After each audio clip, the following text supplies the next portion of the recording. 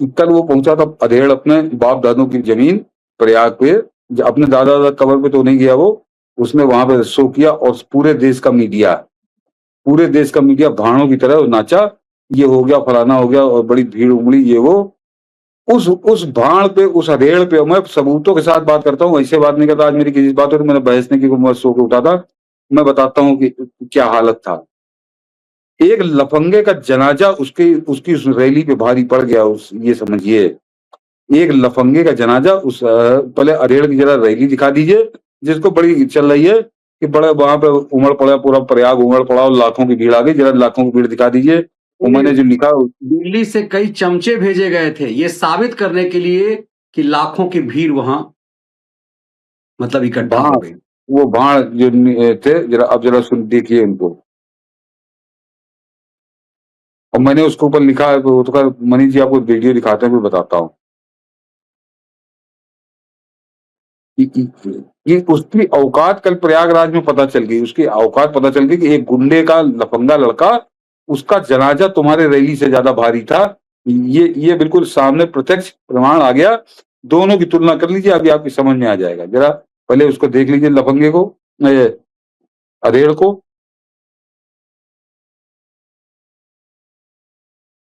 हाँ,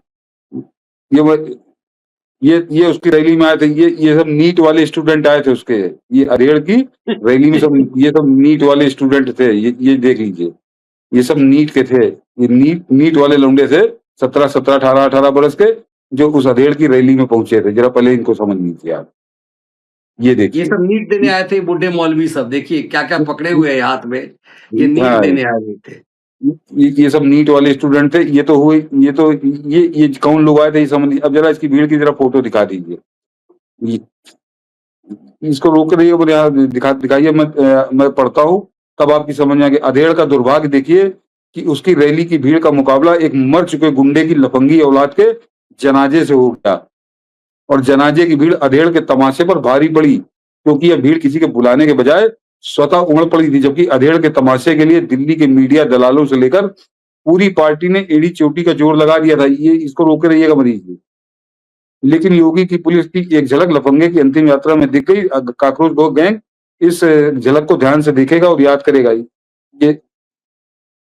अच्छा, ये मैंने दूसरा पढ़ा है। और हाँ, ये देखिए, 3 दिन पहले, हाँ इसको रोक के रहिएगा। 3 दिन पहले से अडानी अंबानी के चैनलों समेत लगभग सभी चैनलों पर राहुल गांधी की प्रयागराज रैली में 3 से 6 लाख लौंडे इकट्ठे होने का अखंड जाप चल रहा था। ये अलग बात है कि उस केपी कॉलेज मैदान की क्षमता ही लगभग 50,000 की है।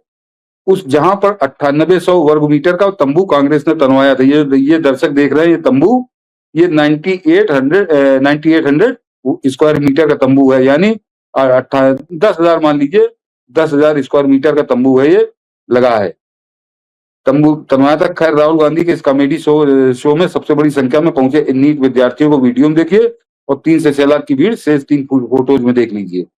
तो ये आपने देखा, ये 10,000 स्क्वायर मीटर का तंबू, यानी बहुत ज्यादा तो 11-12 हजार, ये बहुत ज्यादा आ जाएगा 11-12 हजार, क्योंकि इसमें वो मंच भी शामिल है।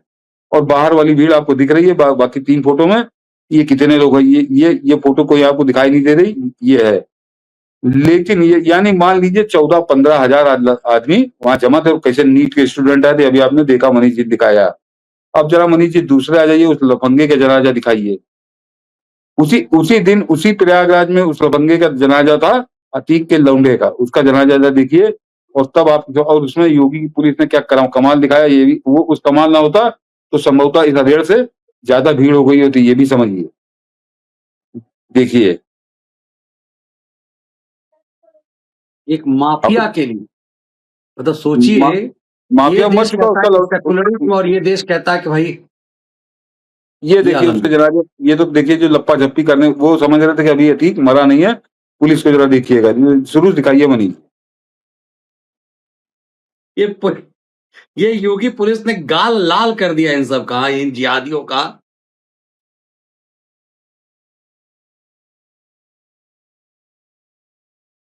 यह अद्भुत दृश्य है भाई साहब, ये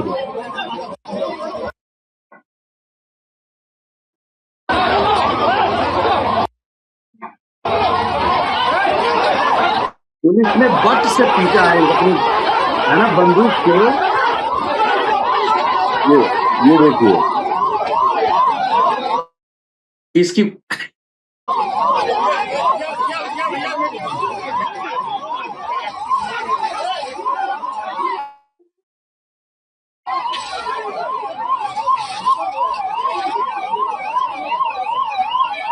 हम्म, वो ठीक है।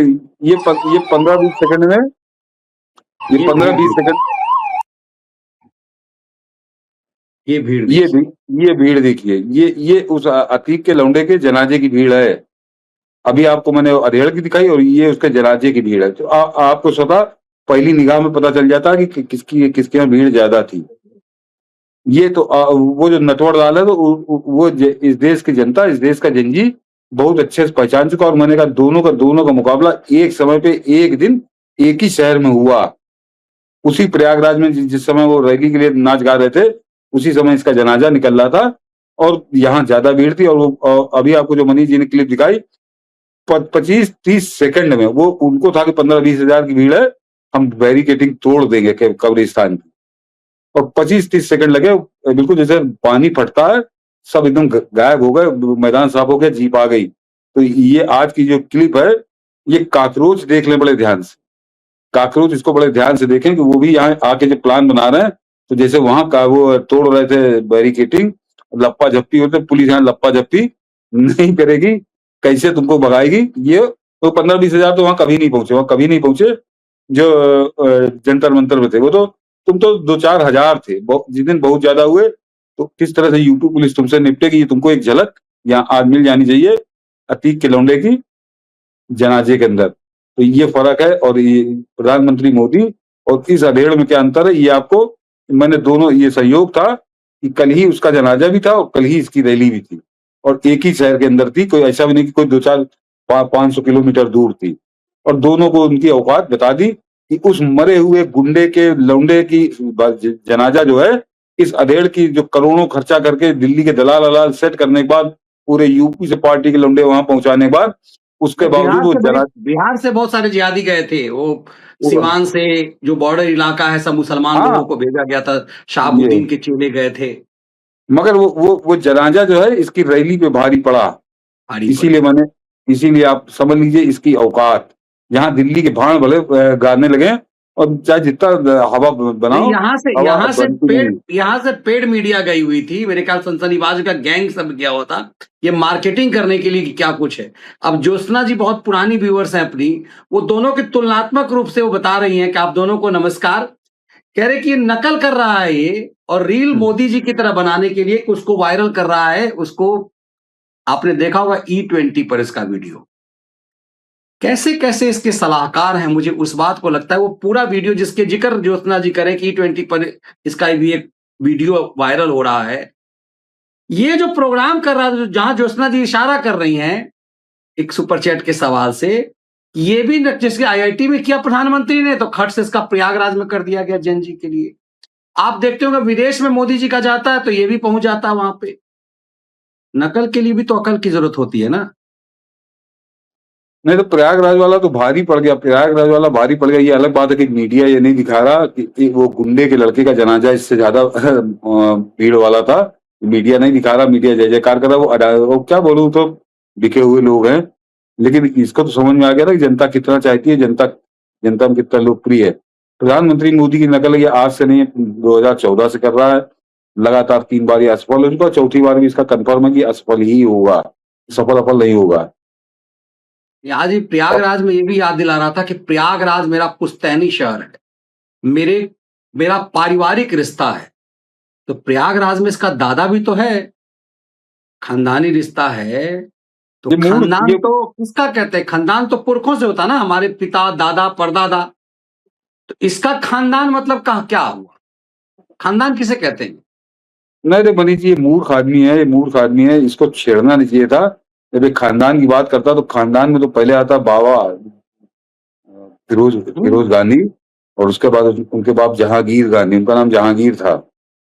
तो अपने आप में उसकी कब्र तक नहीं गया, ये जाके कम से कम सर झुका लेता और उसके बाद ये खानदान इसका खानदान की बात करिए तो मोतीलाल नेहरू थोड़ी इसका खानदान है, जवाहरलाल नेहरू इसका खानदान नहीं। खानदान जब आती है जो हमारे भारतीय संस्कृति, चाहे हिंदू चाहे मुसलमान, खानदान हमेशा बाप की तरफ से होता है, जो वो ये हमारे बाबा है, हमारे दादा है, ये नहीं तो माँ के वो तरफ से भी यदि जोड़ेगा सर, यदि क्या होता है 7 पुश्त यदि जो, तो माँ के तरफ से बाप के तरफ से, खानदान तो बाप के तरफ से जुड़ता है, या फिर माँ के तरफ से जोड़ेगा तो माँ के तरफ से भी तो खानदान इटली चला जाएगा ना, नेहरू थोड़ी जाएगा इसके खानदान में। ये बाप के तरफ से जाएगा तो फिरोज गांधी जाएगा, माँ के तरफ से यदि खानदान जोड़ेगा तो इटली पहुंच जाएगा। ये तो अब क्या समझिए सोच कितने के खानदान क्यों अब स- मूर्खतापूर्ण हरकतें करता है। अब समझिए कितने गजब खानदान का है। एक बाप जो है वो कब्र में लेटा है प्रयागराज के अंदर ममपोर्टगंज में, उसकी कब्र है बाकायदे, पत्थर लगा हुआ वहां पे, वहां ये गया नहीं। दूसरे खानदान पे आ जाइए, दूसरे खानदान पे जो नाना है वो बाकायदे युद्ध बंदी होकर रूस का कैदी रहा था। रूस ने उसको कुछ रूस के कुछ उसने बुरी बुरी की कुछ, तो रूस ने उसको छोड़ा। यानी सोनिया गांधी का जो बाप है वो 3 साल रूस की जेल में बंद रहा है, क्योंकि मुसोलिनी का, यहाँ पे हिटलर की बात करते हैं, नरेंद्र मोदी को हिटलर बताते हैं, तुम तो हिटलर के खानदान में पैदा हुए हो। मुसोलिनी और हिटलर में कोई फर्क नहीं था, दोनों एक दूसरे के पार्टनर थे, वर्ल्ड वार में दोनों साथ लड़े थे। और मुसोलिनी जो था हिटलर की आंख का तारा था, हिटलर बराबर का साझीदार था, उसकी फौज में लड़ता था तुम्हारा नाना, ये सोनिया गांधी का बाप। और इसको पकड़ लिया था रूस वालों ने, 3-4 साल जो है अपनी कैद में रखा था। ये कभी हिस्ट्री नहीं बताते, न दिल्ली के दलाल और ना ये यूट्यूब पे नाचने वाले हिजड़े। तो क्या गजब का खानदान, एक एक वहां कब्र में लेटा है, दूसरा इटली की कब्र में लेटा है, और ये बता रहा किसी तीसरे को कि मोतीलाल मेरे खानदान में थे। तो गजब के लोग हैं, कैसे मूर्ख इनके समर्थक हैं, कैसे मूर्ख चमचे कहते हैं हम लोगों को अंधभक्त हैं। खुद कितने गजब के मूर्ख हैं, जरा समझ लीजिए कि नाना दादा कहीं है और ये किसी और को दादा नाना बनाने तुला हुआ है। गजब का दादा नाना तो बनाने पे तुला हुआ था है मौलाना। अक्सर योगी आदित्यनाथ एक बात कहते हैं कि वो याद दिलाते किसको, वो याद दिलाते हैं कि बरेली वाला मौलाना को। अब एक नया मौलाना की चर्चा भी योगी करेंगे, अब तक इसकी चर्चा नहीं कर रहे थे। ये टीवी चैनल पर 500-500 रुपए के चक्कर में आता था, पता नहीं शायद मौलानाओं को तो देते भी नहीं है। ये बकरदड्ढा वाला जो है ये चिरकुट 300-400 के चक्कर में आता था टीवी पे गाली सुनने, लात खाने के लिए। अब इसके ऊपर एफआईआर हो गई है, और एफआईआर इसने चूंकि कांवड़ियों को गाली दी, कांवड़ियों पर जो है वो भी बहुत भद्दी गाली दी, तो एफआईआर हो गई है इसके ऊपर। अब सोचिए इसका क्या होगा। मैं ये इसको सुना नहीं पाऊंगा क्योंकि इस बेहुदे ने हटा दीजिए। इतनी भद्दी गाली दी है कांवड़ियों को लेकर के, तो ये भ्रम तो उसे भी था, बरेली वाले मौलाना को भी, कि कुछ होगा नहीं उसका। यही है कि मेरे ख्याल से योगी को इस टाइम तरह से मौका दे दिया कि वो तौकीर रजा बहुत दिनों से बंद है, बड़ा सूना सूना लग रहा है, उत्तर प्रदेश में कोई हलचल नहीं हो रही, तो अब इसकी तैयारी करेंगे। अब इसके ऊपर भी एनएसए लगने की चर्चा हो गई है। मुजफ्फरनगर में इसके खिलाफ एफआईआर हुई, कहीं और किसी ने एफआईआर कराई है, और मुजफ्फरनगर में नंदकिशोर गुर्जर भाजपा के विधायक ने कराई है एफआईआर, ऐसे किसी ने नहीं कराई है। तो उस पर एक्शन होगा जरूर। और उन्होंने इस पे एनएसए लगाने की मांग की कि दंगा भड़काने की कोशिश कर रहा था, और इसने बहुत गालियां बकी हैं कांवड़ियों को, तो गिरफ्तार तो मौलाना होगा। और ये योगी आदित्यनाथ की हम लोग एक सेकेंड इनिंग देखेंगे, जो तौकीर रजा के बाद 5-6 महीने से बंद है, अब ये जाके उसको पूरा करेगा। और ये जरा योगी का जलवा देखिए कि उसी बरेली का एक मौलाना और है मनीष जी, वो अच्छा बोलता वालता है, उसने बढ़ चढ़ के कहा कि इसको तत्काल बंद करो, ये जो है ये दंगा कराने के चक्कर में, वो मौलाना सेफ है, बचा हुआ है, वो जान रहा है कि अब ये अगर ये होगा कहीं ऐसा मेरा नंबर ना लग जाए, वो भी बुढ़ापे में है। तो एक तरह से सज्जाद रशीदी ने अवसर दिया है, और इस अवसर को चूकेंगे नहीं योगी, पुलिस वहां काम करेगी, क्योंकि इसने कुफर वही किया। और ये वो आदमी है जो बाबा विश्वनाथ को गाली बक चुका है, ये भगवान राम को गाली बक चुका है। ये एक तरह से बेलगाम हो गया। बेशरम न्यूज चैनल वाले इसको गेस्ट बना के अपने यहाँ बैठाते हैं, क्योंकि उनकी टीआरपी चलेगी। जरा गौर करिए, ये कितना, ये हम लोग मुलायम सिंह और राम गोपाल को कहते हैं, वो भी अपनी राजनीति के लिए गाली देते थे। उनको ऐसा तो नहीं कि उनको भगवान राम को उनके गेहूं काट ले गए थे, वो राजनीति के लिए, क्योंकि उनको लगता था करेंगे तो मुसलमान हमको वोट देगा, इसलिए गाली देते थे। वही काम तो न्यूज चैनल करते हैं। ये मौलानाओं को, मुल्लाओं को बैठा के कावड़ियों को गाली दिलवाते हैं, भगवान राम को गाली दिलवाते हैं, अयोध्या को गाली दिलवाते हैं, राम मंदिर को गाली दिलवाते हैं, भगवान शंकर को गाली दिलवाते हैं अपने न्यूज चैनल पर। क्यों?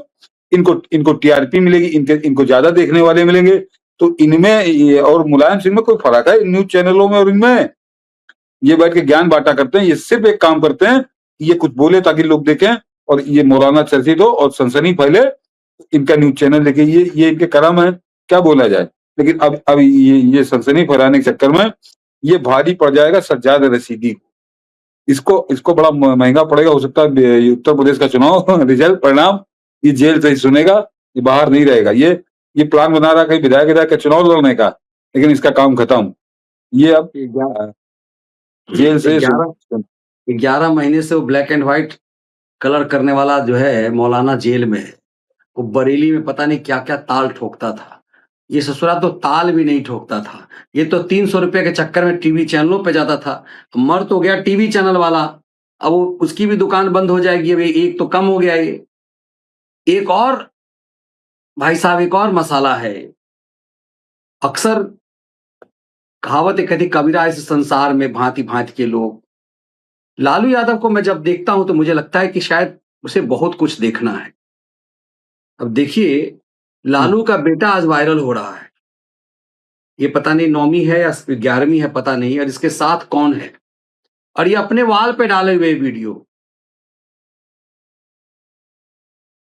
ये राजनीति लालू की। एक बेटा जब बिहार में चुनाव हो रहा था तो 3 महीने से विदेश घूम रहा था, और ये अलबेला अलग है।